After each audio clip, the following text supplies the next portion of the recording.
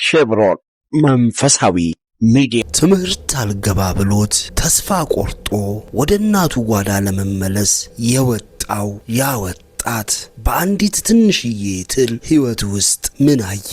ያየው ነገር የዓለምን የዜማ ታሪክ እንዴት ቀየረ? ዛሬ የምንገልጠው የታሪክ ማስታወሻ ተራ ታሪክ አይደለም። የጽናት፣ የዜማ፣ የህልውና፣ የወረቀት ላይ ምስጢር ነው። ዝግጁ ከሆናችሁ ወደ ጥንታይቱ ድርሳናት ገጾች ውስጥ አብረን እንግባ። ኬብሮን መንፈሳዊ ሚዲያ ከወደዳችሁት ሰብስክራይብ፣ ላይክ፣ ሼር፣ ኮመንት በማድረግ ቤተሰብ ይሁኑን። ኬብሮን ማለት ህብረት ማለት ነው። ህብረታችን ለቅድስት ቤተክርስቲያናችን። ኬብሮን መንፈሳዊ ሚዲያ። ያሬድ ማለት ሙራድ፣ ረድኤት፣ ወሪድ፣ ርደት ማለት ነው።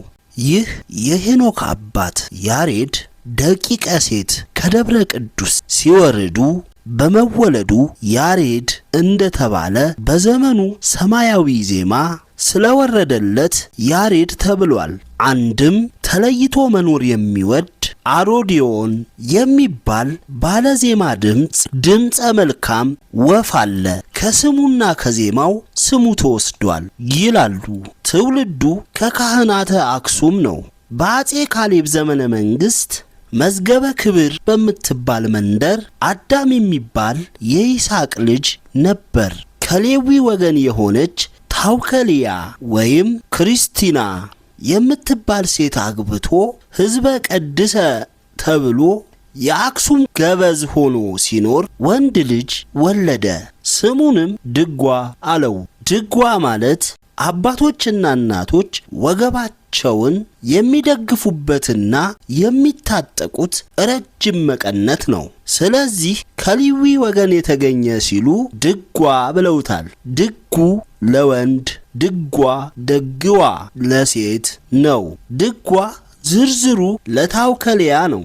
አለቃ ኪዳነ ወልድ ደግሞ ድጓ ደግ፣ ድጉ፣ ደግ፣ ድገ፣ ጽሕፈት ጥፈቱ የከሳ የቀጠነ ደቂቅ ረቂቅ የሆነ አሸዋ እብቅ የዜማ መጽሐፍ ዜማ ቁዘማ ግጥምና ዜማ ማለት ነው። በደግ ዘይቤ ሲፈቱት ደግ ደገኛ አሰኝቶ ስንክሳርን ያህላል። ሁለተኛም ምዕላድ መድብል አስተጉብእ ብለው ይፈቱታል። ቃሉ ከገድል ከተአምር ከአዋልድ ሳይቀር ከብሉይ ከአዲስ ከሊቃውንት ተለቅሞ የወጣ ድርሳን ሐውሳ መዝሙር አዲስ ማለት ነው።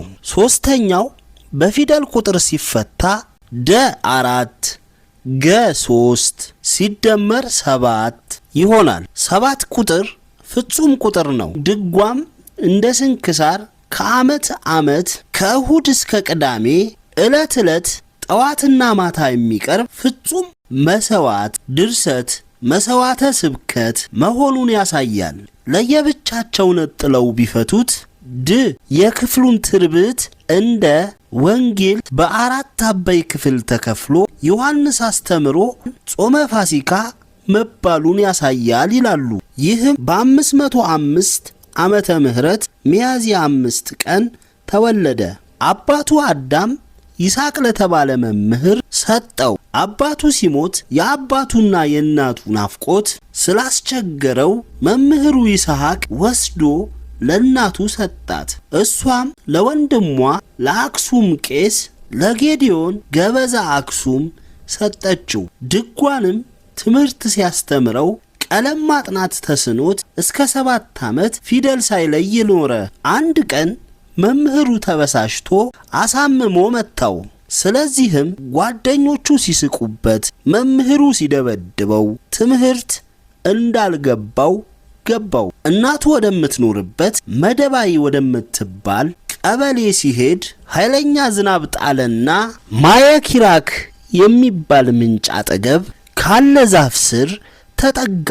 ያን ጊዜ ትል ወደ ዛፍ ለመውጣት እኩሌታውን ደርሶ ይወድቃል። 6 ጊዜ ወድቆ በሰባተኛው በጭንቅ ከዛፉ ላይ ወጥቶ ቅጠሏን ሲመገብ ተመለከተ። ድጓ የትሉን ትጋት አይቶ ከትሉ ምሳሌ ወስዶ ወደ መምህሩ ተመልሶ ይቅርታ አድርግልኝ ብሎ ከእግሩ ስር ወደቀ። መምህሩ አንገቱን አቅፎ ስሞ ትምህርቱን እንዲቀጥል ፈቀደለት። ድጓ ከዚህ በኋላ በጾም በጸሎትና በለቅሶ በሐዘን ወደ እግዚአብሔር ቢለምን መንፈስ ቅዱስ ገለጸለትና በአጭር ጊዜ ብሉይና ሐዲስ ተምሮ ድቁና ተሾመ። በዚያ ጊዜ በከፍተኛ ቃል የመዝሙር ማህሌት የለም። ጌታ ግን መታሰቢያ ሊያቆምለት በወደደ ጊዜ 3 ወፎች ከገነት ላከለት። በሰው ቋንቋ ተነጋገሩትና ወደ ገነት ወደ ኢየሩሳሌም ሰማያዊት አወጡት። በዚያም የ24ቱን ካህናተ ሰማይ ማህሌት ተማረ።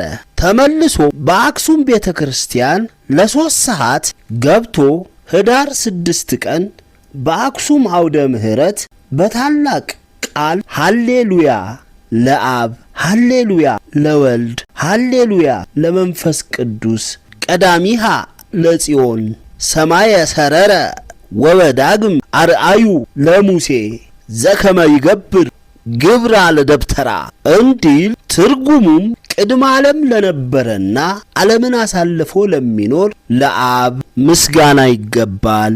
ቅድመ ዓለም ለነበረና ዓለምን አሳልፎ ለሚኖር ለወልድ ምስጋና ይገባል።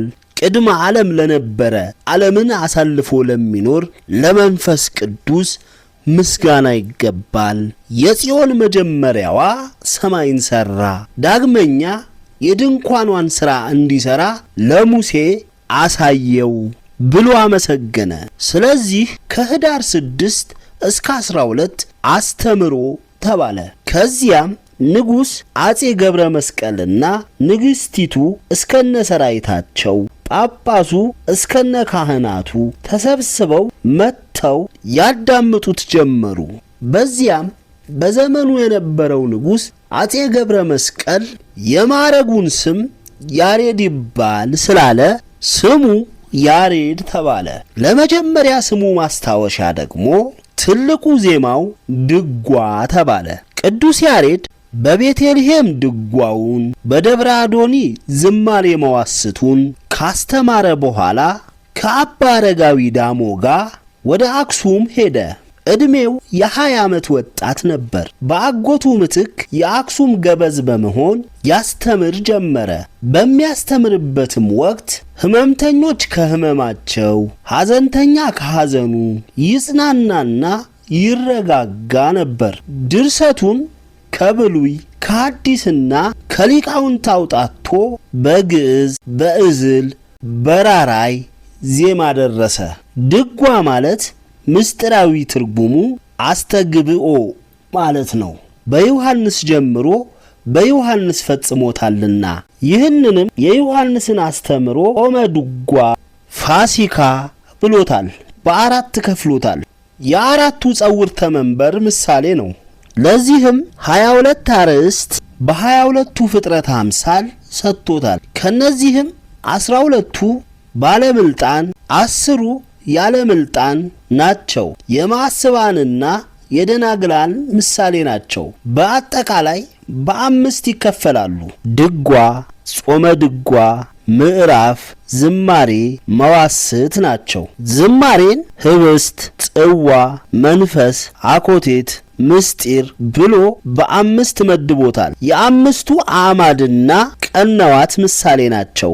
መዋስት ማለት ምልልስ፣ ሰዋሰው፣ ነፍስ ማለት ነው። በፍትሐተ ሙታን የሚያገለግል ጸሎት ነው። በአጠቃላይ ከዚህ በላይ የተጠቀሱት አምስቱ ጸዋትወ ዜማ በመባል ይታወቃሉ። ከዕለታት አንድ ቀን ማየ ኪራክ በሚባል ቦታ ሳለ እመቤታችን ቅዱስ ኤፍሬምን ከሶርያ አባ ሕርያቆስን ከብንሳ በደመና ጠቅሳ አንተ ውዳሴን አንተ ደግሞ ቅዳሴን ንገሩት ብላቸው በዜማ አድርሶታል። የ13ቱንም ቅዳሴያት ዜማ አብሮ አድርሶታል። በተጨማሪ አንቀጸ ብርሃንን፣ አእጋረ ፀሐይ መጽሐፍን፣ ብርሃንን የመሳሰሉት ድርሰቶችን ደርሷል። ድጓ እሁድ ቀንና በዓመት በዓላት ይቀርባል። ጾመ ድጓ በአብይ ጾም የሚዘመር ጾምን የሚያወሳ ነው።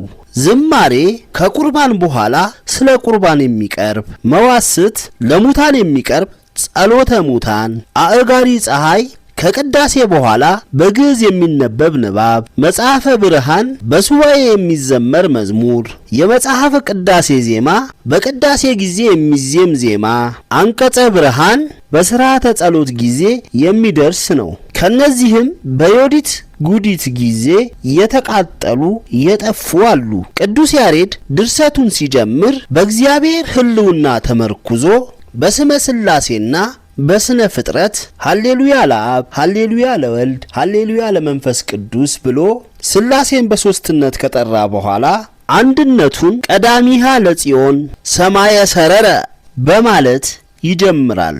ሙሴ ደብተራ ኦሪትን እንዲሰራ መታዘዙን በማውሳት ስለ ስነ ፍጥረት ይጠቁማል።